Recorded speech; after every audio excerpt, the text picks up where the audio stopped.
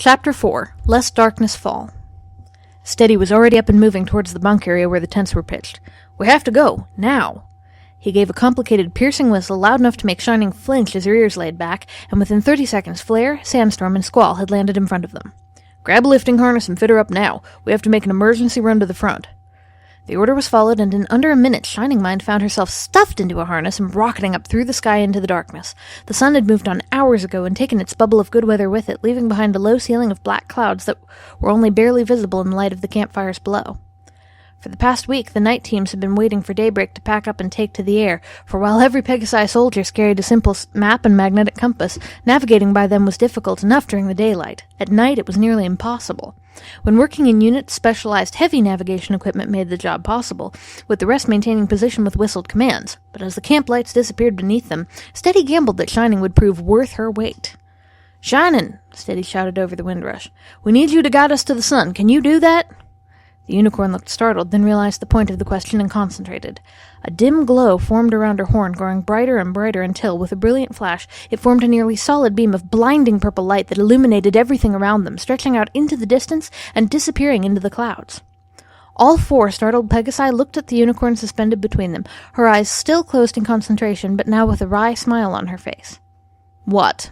I could never keep track of my keys." With a collective shake of their heads, they moved on, gathering speed as they followed the beacon onward into the night. The sun wasn't very fast, but it had more than a 2-hour head start on them, and the plans for tonight's new tactics worried Steady even more. Their previous hunts had never allowed the demons anywhere near the sun, but this night, with the sun rising out of a valley and being attacked from all sides, an accident was now frighteningly possible. After only half an hour's flight northeast, the rumble of ethereal hooves on the sky became audible over the wind rushing through their manes, and soon the Pegasi began to catch glimpses of movement deeper in the clouds with the light of their purple beacon. "We must be getting close now," Flare yelled over the rushing wind. "Shining, does that thing—" she pointed at the glowing beam— "go over walls?" Steady hadn't thought of that, and with a start he realized that every whistled call he had heard so far had been from above. "Climb!" The five began to rise sharply, and within moments a huge spire of snow-covered rock whipped past on their right. They diverted even more of their speed upward until they were flying almost straight up, yet the air around them seemed to be slowing down, rising with them up into the sky. As the soup around them began to brighten rapidly, they suddenly understood why. In an instant they had cleared the edge of the valley, bursting up into the clear skies and turbulent rising air coming off the sun. As their eyes adjusted to the blinding light after so long in the clouds, Steady squinted down and nearly quit breathing. Below them, the entire valley floor was smoking and boiling as a year's worth of mountain snow melted off in minutes, washing island rafts of forests the size of city blocks down the mountainside, burning as they went. The air trapped between the mountains gusted and churned like a pot of boiling water, and the two Pegasi lifting the sun were fighting to stay aloft. Two? A crater a mile across, that's what Shining had said. If they turned and ran right now, they might be able to put enough mountain between them and the explosion to live. Steady dismissed the thought. "Land, now!" he yelled, picking out a precarious-looking spot on the mountain stone below. "Shining, I need you to show us where the two saddles are." He shouted over the clamorous noise from below and over the wind roar that surrounded them. "Squall, Sandstorm, you need to find the broken saddles and get them back to Shining right now. You can repair them, right?" Shining looked like she wanted to object, but one glance at the sun swinging wildly between the two Pegasi made her blanch and simply nod. Steady took wing once more and was off, streaking towards the two mirror bubbles that shielded the two carrier Pegasi. The noise deeper in the valley was deafening, and a few attempts showed that even whistled commands wouldn't work. Turning over in midair, he shot up and around, using the shadow cast overhead by the carriers to let him get closer despite the burning heat. It worked. The two mirror balls seemed to start as the ponies inside looked up, then gratefully heeded the order and began to climb southwest up over the valley wall. The air began to calm somewhat as they gained altitude, and as the sun broke over the valley wall, the icy screech of the demons was music to their ears. The small bubble of clear air that had been trapped in the valley began to rapidly expand, scorching and boiling off cloud and demon alike, and setting up a whole new set of violent currents and updrafts. There was no whistle command for "don't cross the suspension beams," so Steady settled for "keep your distance." It wasn't enough. As he watched from above, the violent air through one of the carriers left and down into the other's beam, and a bolt of lightning seemed to jump between the beams and saddles with an electric snap, loud enough to be heard even over the roar around them. Everything seemed to happen in slow motion. Below him, the two carrier Pegasi threw up their front hooves to protect their faces as their saddles failed and the mirror bubbles winked out. The sun dropped toward the outer wall of the valley, and Steady had just enough time to feel grateful that half the tribe would still survive back at the camp. Curiously, the sun seemed to dim as it fell, its blinding light fading rapidly to a soft glow. 3, 2, 1. The sun disappeared into a snowbank, and like a switch being thrown, it was the black of midnight once more. Suddenly finding himself hovering in black empty space, he wondered for a moment if he was dead. It was the howling of the demons and the frantic whistled commands in the distance that convinced him otherwise.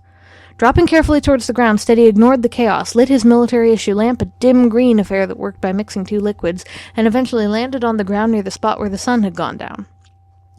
Above him, he could hear the Wendigos closing in from all sides, so outnumbering the caroling Pegasi as to overwhelm them. From the sound of it, all order had broken down. The tiny pool of green light from his lampstick was suddenly outshone by a familiar beam of bright purple light coming from up the hill, and within a minute, Flare and Shining came trotting into view, looking very confused. "What did you do?" "What do you mean, what did I do? What did you do? I thought you said it would explode if we ever dropped it." "It should have," Shining replied wide-eyed. "How in Tartarus are we still here?" Steady took a deep, shuddering breath and exhaled slowly, trying to clear his mind.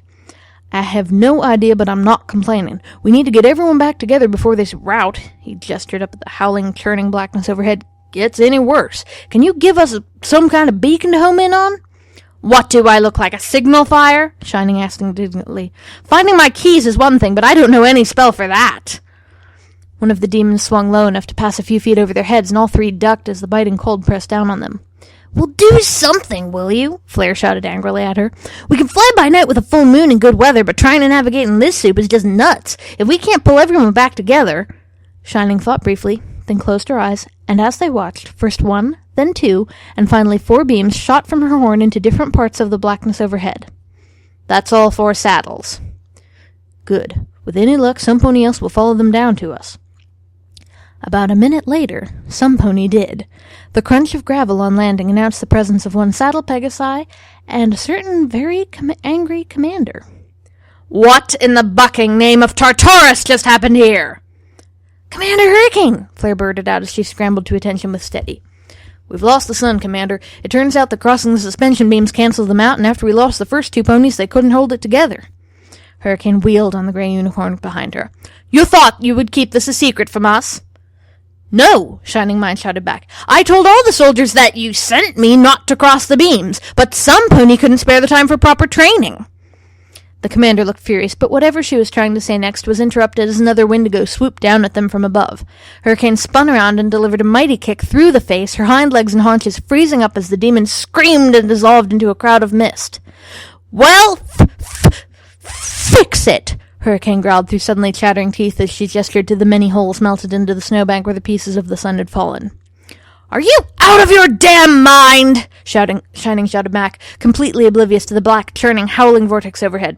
"It takes at least 3 unicorns a day to light the sun, and that's assuming it's still working. You idiots just dropped my work into a bucking snowbank!" Squall and another carrier Pegasi crunched down beside her as she spoke, and as more of her attention strayed from the beacon, the last beam of light channeled from her horn dimmed and took on a distinct red tinge. "Do you have any idea how long it will take to repair a cold shock this severe?" she continued, jabbing a hoof at the snowbank. "I'll bet all 38 parts have cracks and flaws now, and repairing even one can be a day-long job." "You mean it's useless now?" "Of course not. I just need a few months to repair it, then it'll be good as new." Hurricane's rage seemed to peak as she glared at Shining, but after a long moment's tension, a slow smile spread across her face. A moment later, she actually laughed. "So be it. We've wiped out at least 9 out of 10 demons by now, and though they'll take their toll on us tonight, they won't be back for at least a generation. Our job here is done." She stuck out a hoof, and a confused Shining Mind reflexively reached out and shook it. "Thank you, good unicorn, for your service to the Pegasi tribe. Your ingenuity has driven off the winter and given us back control of both our homelands." Shining was having trouble catching up, but Steady could see she wasn't happy about that last statement. "Wait, what?" "Soldiers! We have about half an hour until this place turns back into a frozen wasteland, so drop the saddles. It's time we were on our way home." With a wing beat strong enough to throw gravel into the air, Commander Hurricane was gone. And with barely a backwards glance, the 2 remaining carrier ponies dumped their saddles in a heap and took off into the churning black storm clouds overhead, from which a light snow was already falling. Flare and Squall shared an uneasy look as Shining stood with her mouth hanging open, staring at the place where Hurricane had been just a moment ago. The roaring and howling of the snowstorm overhead seemed even louder in the sudden silence, and the last red remnants of the beacon from Shining Storm seemed to fade away to nothing as it all sunk in. She slowly turned to look at the 3 Pegasi with wide eyes as she realized how many hundreds of miles north of the last settlement she was, and for the first time since they had met, Steady saw fear in her eyes. "You wouldn't leave me too?" Before anyone could respond, a golden-brown streak blundered out of the sky and bowled her over her hooves, sending a spray of gravel into the blowing snow. "Oh, ow!" Sandstorm winced as he got to his hooves. "I got the saddle. Why did you switch off the beacon?" Steady shook his head to clear it. "It's a long story," he stated flatly as he picked up one saddle from the ground and began buckling it on. "You and Squall are going to help Shining fish out all the pieces from that snowbank, and then we are all getting the buck out of here. Flare, you take that last saddle." Squall, Flare, and Shining all breathed a sigh of relief as they set to work, though Sandstorm grumbled a bit. Flare mouthed a silent "Thank you" to her commander before brushing the new snow off and putting her own saddle on to join them. Half an hour later they had found all the parts, divided them between themselves, and Steady had strapped Shining carefully back into the lifting harness. The flight back was even more harrowing than the frantic dash out had been, as the remaining Wendigos harassed them with white-out conditions all the way, and by the time the 5 of them touched down, they were all half frozen and the snow was already knee-high. The purple beacon Shining had used to guide them ended at the mouth of a large cave at the edge of a mountain plateau, where a very upset Speck was waiting for them. "Where have you been? We were worried sick." Shining tried to explain, but by now her teeth were chattering so hard she was having difficulty just standing up. The Pegasi were doing somewhat better for their military training, but after being awake and on duty for nearly 2 days straight, they were all badly in need of rest. "There's been a change of plans," Steady said simply as he dropped his load of obsidian stones on the ground. "You broke it? You bucking broke the sun?" Speck shouted from the verge of hysterics. Pye and Verdant had come to the back of the mouth of the mouth of the cave by now, and from the looks on their faces it was clear they weren't happy either. As Pye tried to find the words, it was Verdant who stated the obvious. "But we're so far north of the Lost Pony settlement. Even the Griffins don't live this far north. Without the sun." She trailed off, looking fixedly at the Pegasi's wings. She glanced at her own bare back and seemed to shrink in on herself as her situation became apparent. "And where did everybody else go?" Speck continued. "An hour ago they all just grabbed whatever they could carry and flew off. What's going on?" Steady held out a hoof for silence, and amazingly, Speck actually stopped. "The rest of the Pegasi tribe is on their way home. Commander Hurricane's job is finished, and they're done here. My unit and I have been on the wing for almost 2 days without rest and are in no shape to join them, so we need a place to sleep. I see you found yourself a cave. How large is it?" Speck and Verdant stared at him, mouths open, and Sandstorm seemed to perk up at the news. After a moment, it was Pye who answered. "It's big enough for 2 ponies at the shoulder, at least for a while, but it hasn't been exposed to the elements in a long time. The avalanche has cleared the mouth here, but I don't know how far down it goes." Steadily, wearily shook the snow off his coat and pointed to a couple of large baskets that could still be seen sticking out of the snow. "That's good enough for me. You 3 get as many of these supplies into the cave as you can. They're useless to us if they wind up buried in snow. The rest of you, grab your sleeping gear and let's get inside. It's been a very long day." As the 4 Pegasi went to dig their sleeping bags out of the snow and the unicorns grudgingly set to work loading the supplies, only Shining remained still, staring in wide-eyed terror at the claustrophobic mouth of the cave. "We're not unicorns!"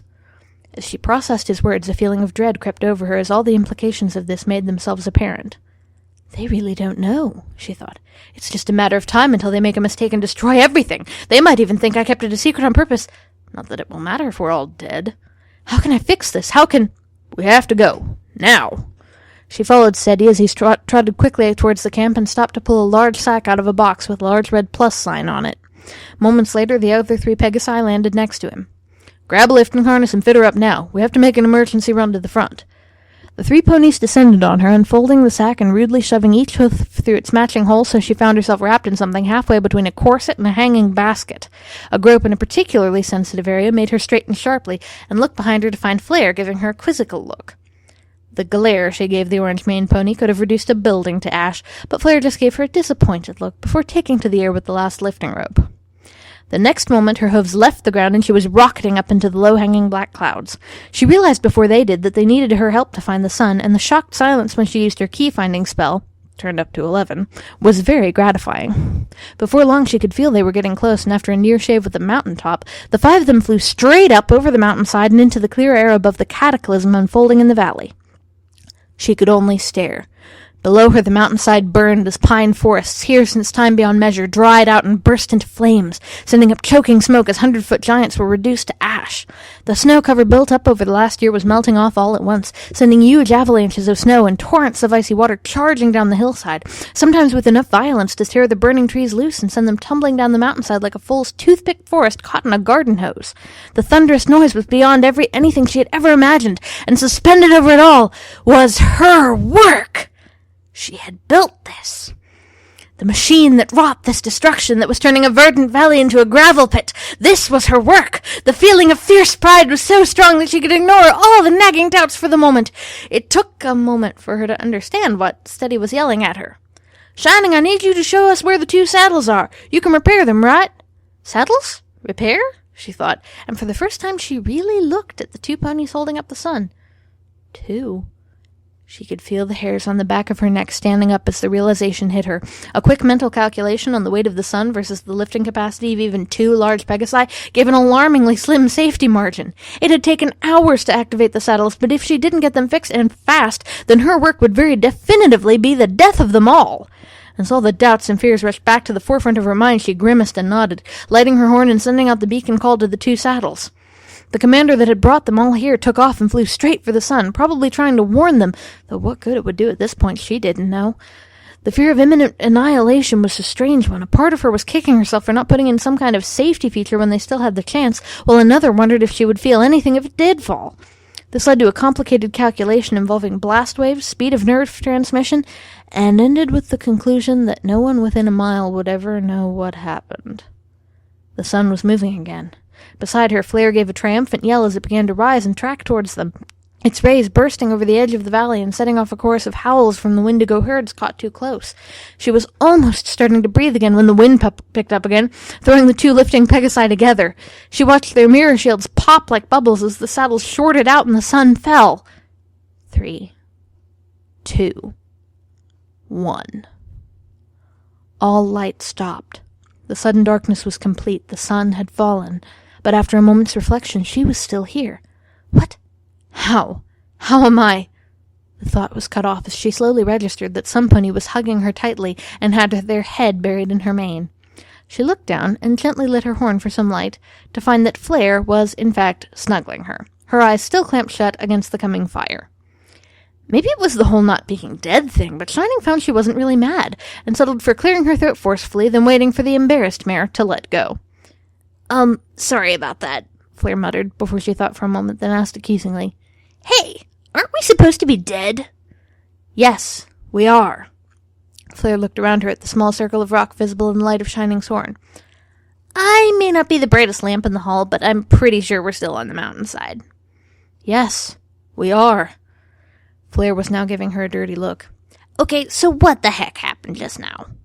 "I have no idea. Want to come find out?" "Fine, I just hope you remember where it went down." Shining had already hit her homing beacon spell and began following the purple beam over the hilltop. While it was impossible to tell in the blackness, Shining could feel the warm, clear air overhead rising away, pulling in the frigid black storm clouds. As the noise behind them died away over the curve of the valley wall, the howling overhead intensified, punctured here and there by frantic whistled commands as the Pegasi found the tide of the battle suddenly turning against them. In under a minute, her purple beacon led them over a small rise to a snowbank where Steadyhoof was already waiting. Her rage at seeing her work in such a state was such that she hardly remembered the yelling match that followed. That is, until their commander finished with, "Given us back control of both our homelands." It was as if the floor had just fallen away under her. She and her son had served their purpose, and now they were going to be left to find their own way home, if they could, or much more likely, to freeze to death in this wasteland. Her own tribe had already abandoned her. If they could... "You wouldn't leave me too?" The next thing she knew, she was tumbling across the ground with some soldier pony who had lost his way in the clouds. He muttered something she didn't hear, but despite the blow to the head and over the ringing in her ears, she heard Steady come to her aid. They even helped her pick up the pieces of the broken sun and carry them back.